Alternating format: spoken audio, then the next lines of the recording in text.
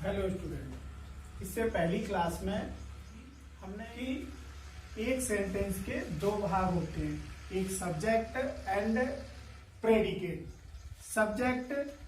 Subject हम उसे कहते हैं वाक्य में जिसके बारे में कुछ कहा जाए या जो कोई कार्य कर रहा हो।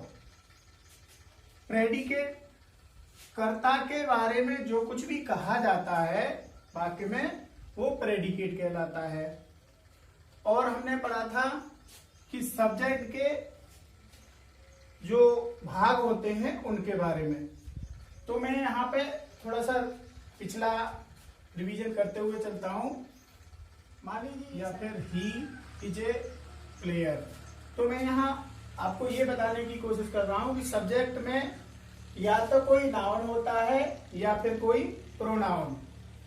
नाउन प्रोनाउन दोनों सिंगुलर भी हो सकते हैं और प्लूरल भी, इसके अलावा और कुछ नहीं होता। अगर कुछ है भी, जैसे मैं यहाँ पे आपको अभी बताऊंगा, तो वो चाहे वो इंफिनिटिव हो आपका, चाहे वो जीरंड हो या फिर वो कोई क्लाउज हो, वो उस स्थान पर सब्जेक्ट के स्थान पर हमेशा नाउन या फिर प्रोनाउन का ही कार्य करता है। अगर जीरंड इंफिनिटिव होगा तो वो नाउन का ही कार्य करेगा। तो यहाँ पर पहली चीज हमने सब्जेक्ट एक शब्द का हो सकता है जो नाउन के रूप में या फिर प्रोनाउन के रूप में। सब्जेक्ट सिंगुलर हो सकता है या प्लूरल हो सकता है। दूसरा, सब्जेक्ट वर्ब से आगे वाला जितना पार्ट है वो हमेशा सब्जेक्ट होता है। ये हमने कल आपको बताया था। उससे वर्ब और वर्ब से पीछे वाला जो भी हिस्सा है वो सभी प्रेडिकेट कहलाता है। दूसरा, सब्जेक्ट हमारे एक से अधिक शब्दों के भी हो सकते हैं, दो शब्द भी हो सकते हैं। जैसे मैंने यहाँ एक एग्जांपल लिखा है, the boy is a student, लड़का एक विद्यार्थी है। तो यहां पर आप देख रहे हैं कि है तो नाउन सिंगल ही, लेकिन दो शब्दों का नाउन। आर्टिकल द का प्रयोग हुआ है तो सब्जेक्ट में दो शब्द हो गए। सब्जेक्ट जो है ऐसा भी हो सकता है जिसमें सब्जेक्ट के बारे में कुछ व्याख्या करी गई हो। व्याख्या एक शब्द में करी गई है, दा लगा के, लड़का जिसको हमने पहले देखा है, जानते हैं, निश्चित लड़का। और दो शब्द लगा के की गई। दो शब्द लगा के कैसे? लड़का कैसा? लंबा, द टॉल बॉय फेल्ड, लड़का जो लंबा लड़का है वो फेल हो गया।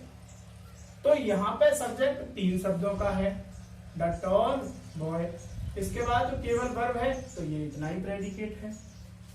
तीसरा सेंटेंस जिसमें तीन शब्द थे, दूसरा सेंटेंस जिसमें दो शब्द थे, पहला सेंटेंस जिसमें एक शब्द था। अगला सेंटेंस लेते हैं हम, फोर्थ सेंटेंस। इसमें देखिए आप, वर्ब क्या है?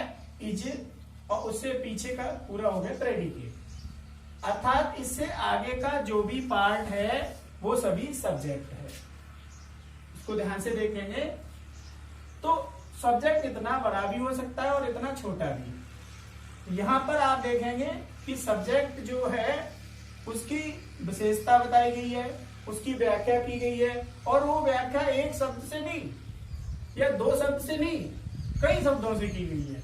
देखिए, द ओल्ड मैन, यहाँ पे द क्या है? जैसा कि मैंने आपको पिछली क्लास में बताया था, द यहाँ पर एक डिटरमिनर का काम कर रहा है। ओल्ड यहाँ पे एडजेक्टिव या फिर उसे क्वालिफायर भी कह सकते हैं। अगर डिटरमिनर नहीं होता है तो जो एडजेक्टिव है वो क्वालिफायर का काम करता है। मैन यहाँ पे हेड वर्ड है, ये हो गया आपका डिटरमिनर, ये हो गया आपका एडजेक्टिव, मैन हो गया आपका हेड वर्ड। अब रह गया इन द रूम, इसे आप क्या कहेंगे? तो इसको मैंने बताया था सबसे अंत में कि ऐसा वर्ड जो नाउन को क्वालिफाई कर रहा हो, अर्थात उसकी विशेषता बता रहा हो। अगर वो एक शब्द का है तो वो हमेशा नाउन या प्रोनाउन के आगे आएगा, उसे एडजेक्टिव कहेंगे। और अगर क्वालिफाई करने वाला जो एडजेक्टिव है वो एक से अधिक शब्दों का है, शब्दों का समूह है, तो उसे हम फ्रेज कहेंगे। और कौन सा फ्रेज कहेंगे? Adjective phrase. तो हेड वर्ड के बाद जो आता है वो आपका एडजेक्टिव फ्रेज कहा जाएगा। उसके बाद वर्ब है, उसके बाद उसका कंप्लीमेंट है, तो ये आपका क्या होगा, प्रेडिकेट। तो ये मैक्सिमम इतनी चीजें हो सकती हैं। इसके अलावा ये तो पिछला क्लास रहा जिसमें मैंने आपको पूरी समझाने की कोशिश करी थी। इसके अलावा सब्जेक्ट में क्या हो सकता है वो देखिए, ध्यान से देखिए इसको। कभी कभी सब्जेक्ट के स्थान पर क्या हो सकता है, इट, देयर, या कोई जीरन, या फिर कोई इंफिनिटिव तथा क्लाउज जैसे शब्द भी प्रयोग होते हैं। ये सब्जेक्ट के स्थान पर केवल।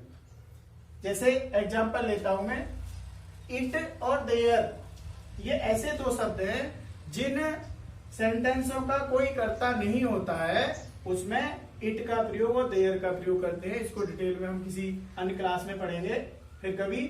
इट और इंट्रोडक्टरी, इट और देयर दोनों इंट्रोडक्टरी सब्जेक्ट कहे जाते हैं। जीरन, जीरन मैं आपको बता दूं थोड़ा सा, जीरन जो है वो आपका हमेशा वर्ब की फर्स्ट फॉर्म में आईएनजी लगाने से बनता है।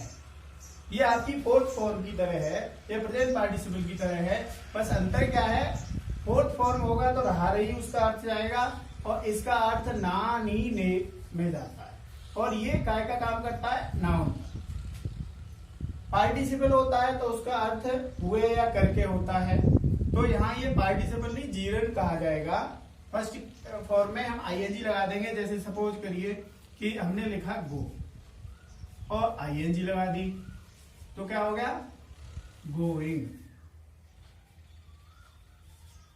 इसका अर्थ हो गया जाना। हमने लिखा टीच, इसमें हमने आईएनजी लगा दी, ये क्या हो गया, टीचिंग। इसका अर्थ हो गया पढ़ाना। स्लीपिंग, सोना, इस तरह से। इसी के साथ बात कर लेते हैं इन्फिनेटिव की। इन्फिनेटिव भी जीरन की तरह ही एक नाउन का कार्य करता है। इन्फिनेटिव के बारे में डिटेल में बाद में हम फिर कभी पढ़ेंगे, अभी आपको बता दूं मैं थोड़ा सा।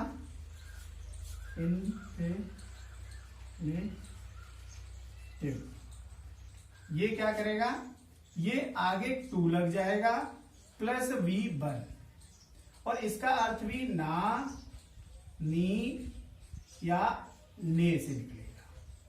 जैसे to teach, to plus teach, इसका पूरा क्या बन गया,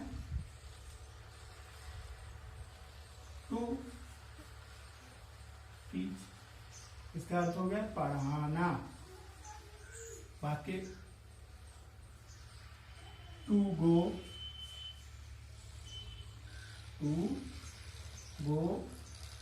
जाना। तो इन्फिनेटिव और जीरन एक जैसा काम करते हैं, नाउन की तरह काम कर सकते हैं। आप दोनों को एक दूसरे के स्थान पर रख सकते हैं, पर शर्त क्या है कि जिस जगह अंत में प्रीपोजिशंस का प्रयोग हुआ हो उस जगह आप इन्फिनेटिव नहीं लगा सकते, तो वहां पर आप जीरन का प्रयोग करेंगे। क्योंकि अगर प्रीपोजिशंस का प्रयोग हुआ है वहां पे आप टी, ये भी तो एक टू प्रीपोजिशन का ही कार्य करता है, तो उसको भी लगाएंगे, दो प्रीपोजिशन हो जाएंगे, इसलिए उस जगह इन्फिनेटिव में लगा के जीरन का प्रयोग करते हैं। इसको बाद में फिर कभी डिटेल में पढ़ेंगे। क्लाउज, क्लाउज किसे कहते हैं, ये भी एक बहुत ही महत्वपूर्ण विषय है। क्लाउज शब्दों का वह समूह जो कम से कम एक कर्ता और एक वर्ब कम से कम रखता हो, उसके साथ अदर वर्ड है तो ठीक है, नहीं तो कोई बात नहीं। तो क्लाउज क्या होगा, दो तरह के क्लाउज होते हैं, डिपेंड, इंडिपेंडेंट, मतलब आश्रित और पूर्ण अर्थ देने वाले और किसी पर आश्रित होने वाले, तो उनको बाद में पढ़ेंगे। ये सेंटेंस मैंने लिखे हैं, इन सेंटेंसों में प्रत्येक में इट का, देर का, जीरन, इन्फिनेटिव और क्लाउज का प्रयोग करके मैं यहाँ दिखाने का प्रयास कर रहा हूँ आपको। सेंटेंस है पहला, इट इज हॉट टुडे। यहाँ पे वर्ब क्या है, इज। इससे पहले जो भी है वो सब्जेक्ट हो गया, इसके बाद वाला पूरा क्या हो गया, प्रेडिकेट। तो यहाँ पे देखिए सब्जेक्ट के स्थान पर प्रयुक्त शब्द क्या है यहाँ पे? इट, जो कार्य का काम करता है प्रोनाउन का। यहाँ पे इसको हम इंट्रोडक्टरी वर्ड भी कह सकते हैं। दूसरा हमारा सेंटेंस है वॉकिंग। अभी जो हमने बताया था कि वर्ब की फर्स्ट फॉर्म में आईएनजी लगाने से आपका क्या बन जाता है? जीरन। वॉकिंग मतलब टहलना, इज है गुड और हेल्थ, स्वास्थ्य के लिए। तो यहाँ पे सब्जेक्ट क्या हो गया? वॉकिंग। इस वर्ब से पीछे वाला सभी प्रेडिकेट हो गया, वर्ब से आगे वाला जो केवल है, इसको ऐसे नहीं समझेंगे हम फोर्थ फॉर्म। फोर्थ फॉर्म कब होगी? जब इसके आगे कोई भी वर्ब आई होगी। वो तो है नहीं, तो इसका मतलब ये आपकी क्या है? जीरन, जो नानी ने का दे रही है और एक नाउन का काम कर रही है। अगला देखेंगे वेयर ही गोज, जहां वो जाता है। यहाँ पे वेयर के बाद हेल्पिंग वर्ब नहीं आई है, इसका मतलब ये क्वेश्चन वर्ड नहीं है। आप लोग इसको भली बात देख लें। उसके बाद वर्ब है नॉट, नन, नहीं जाना। तो वर्ब से बाद वाला ये प्रेडिकेट हो गया, इससे आगे सब्जेक्ट हो गया। सब्जेक्ट आप देख रहे हैं क्लाउज का काम कर रहा है। क्लाउज क्या होता है? इसमें एक कर्ता और एक वर्ब होती है, लेकिन पूर्ण अर्थ दे भी सकता है और नहीं भी दे सकता है। तो वेयर ही गोज, जहां वह जाता है। अब आधा अर्थ निकल रहा है, पूरा अर्थ समझ में नहीं आ रहा है, तो ये क्लाउज का काम कर रहा है। ये भी सब्जेक्ट के रूप में है, वर्ब का सब्जेक्ट इसका। अगला हमारा जो सेंटेंस है वो है टू एरर इज ह्यूमन, अर्थात गलती करना मानव स्वभाव है या गलती करना मानवीय है। तो टू एरर यहाँ पे एक इंफिनिटिव का काम कर रहा है। मैंने यहाँ पे आपको बताया था कि 2 + V1 अगर लगाते हैं तो वो इंफिनिटिव बन जाता है। तो गलती करना मानव स्वभाव है, यहाँ पर ये इंफिनिटिव हो गया। अंतिम सेंटेंस है हमारा fifth, there was a cat there. आप सोचेंगे देयर दो लगा दी है मैंने, तो यहां पर मैं देयर 2 आ भी सकती है। ये यहां पे जो देयर आई है वो इंट्रोडक्टरी एडवर्ब का काम कर रही है, अर्थात यहाँ पे परिचयकर्ता का काम कर रही है, परिचय करा रही है। उसके बाद देयर यहां जो आई है वो एडवर्ब का काम कर रही है कंप्लीमेंट के रूप में। कहाँ है बिल्ली? वहां। अब यहाँ पर कर्ता नहीं है। बाज का प्रयोग हमेशा देयर के अकॉर्डिंग नहीं, हेल्पिंग वर्ब के बाद जो सब्जेक्ट आता है, ए कैट है तो बाज आएगा, कैट्स होता अगर यहीं पे तो वर आता। तो ये फिर कभी हम टॉपिक लेंगे। यहाँ पर हमने ये समझने का प्रयास किया कि सब्जेक्ट एक वर्ड का हो सकता है, 2 वर्ड का हो सकता है, 3 वर्ड का हो सकता है। हेड वर्ड के बारे में जितने भी शब्द व्याख्या कर रहे हैं, जो भी बता रहे हैं, वो सभी सब्जेक्ट के पार्ट हो जाएंगे। तो यहाँ पर हम लोगों को ये नहीं समझना चाहिए कि केवल एक शब्द ही, सी, इट, आई, वी, यू, दे, काम से आप, मोहन, स्टूडेंट, टीचर, यही सब्जेक्ट होते नहीं। आपको सभी को भली बात ये पता होना चाहिए कि सब्जेक्ट में अधिक से अधिक शब्द होने चाहिए। जो भी बच्चे ऐसे होते हैं उनसे पूछो आप ट्रांसलेशन कर लेते हैं तो कहते हैं हाँ कर लेते हैं, बट बहुत बड़े जो सेंटेंस हो उनको हमें बनाना नहीं आता। तो उनकी समस्या क्या रहती है? उनकी यही समस्या रहती है, उनको सब्जेक्ट का पूरे पार्ट का ज्ञान नहीं है, उनको प्रेडिकेट के पूरे पार्ट का ज्ञान नहीं है। अगर उन्हें पूरे पार्ट का ज्ञान होगा तो उन्हें कोई भी समस्या नहीं आएगी, वो सेंटेंस को क्रमबद्ध करके लिखते चले जाएंगे और ट्रांसलेशन आसानी से हो जाएगा। तो आज हमने सब्जेक्ट के जो पार्ट थे उसको पूरी तरह से कंप्लीट कर दिया। कोशिश करिए सारी चीजें उसमें शामिल हो जाएं। अगर कुछ छूट गया है तो आप लोग हमें कमेंट करके बता सकते हैं। अगर आपको लग रहा है कि वीडियो आपके लिए उपयोगी है तो निश्चित रूप से आप उसको लाइक करें और उसे बार बार देख के कोशिश करें। जो चीज समझ नहीं आ रही है उसको दोबारा देखने की कोशिश करें। अगले पार्ट में हम प्रेडिकेट के बारे में चर्चा करेंगे। अभी इतना ही, धन्यवाद।